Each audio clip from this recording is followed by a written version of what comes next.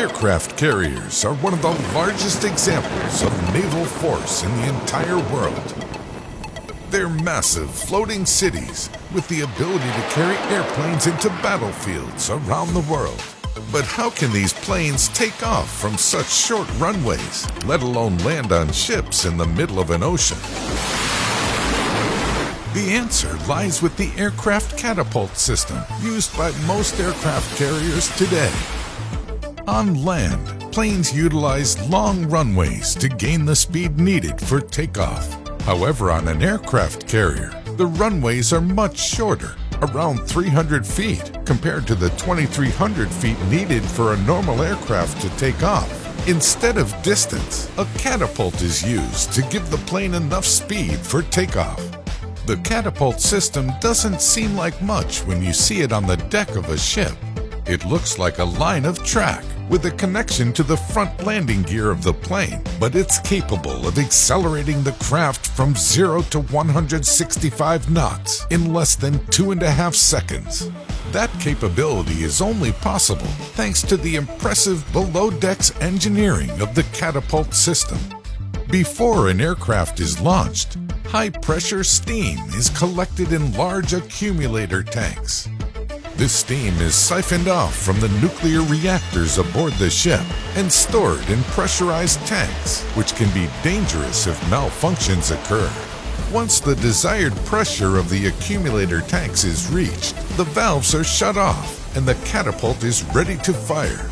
But how exactly does a tank of steam cause a plane to accelerate at breakneck speeds? That's thanks to 2 pistons and a device that attaches to the airplane's landing gear, called a shuttle. Each catapult consists of 2 pistons that sit inside 2 long cylinders under the deck.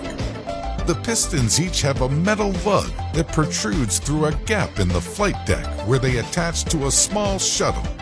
This is the part of the catapult that will pull the aircraft across the deck at launch. The pistons will act like bullets when the steam is released. The plane is moved into place on the deck of the aircraft carrier, and a tow bar on the plane's nose gear is connected to the shuttle. Another bar, called the holdback, is positioned between the back of the wheel and the shuttle. At the same time, the jet blast deflector is raised behind the plane.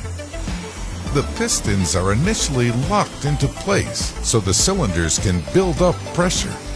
Once the correct pressure, the aircraft is fired up to full power, held in place by the holdback bar. When the pistons are released, the force also releases the holdback, and the pressure of the steam rockets the shuttle and plane forward. When the plane reaches the end of the catapult, the tow bar pops out of the shuttle, releasing the plane. During the launch, which takes around 2 seconds, the pilot of the aircraft experiences about 4 Gs of force, which is a lot, but nothing compared to what they experience during high-speed maneuvers in flight. After the launch, the catapult needs to be reset. The 2 pistons run into a braking system, which is essentially just 2 large cylinders of water. Once the pistons are stopped, a grabber comes up behind them and pulls the shuttle back into place, thus completing the full launch cycle. One launch cycle can be completed in under a minute, and most carriers have 2 or 4 catapults, meaning that a significant number of aircraft can be launched off the deck in very little time, thanks to these highly engineered aircraft catapults. The United States is currently investigating an alternative catapult launching system called the Electromagnetic Aircraft Launch System, but it has been a source of some controversy. While the new electromagnetic system will help decrease wear on certain parts and allow for larger aircraft to be launched from carriers, it's estimated that it has a far greater probability of catastrophic failure than its battle-tested steam counterpart. If this system were to be implemented on a future carrier, it would work in a similar fashion.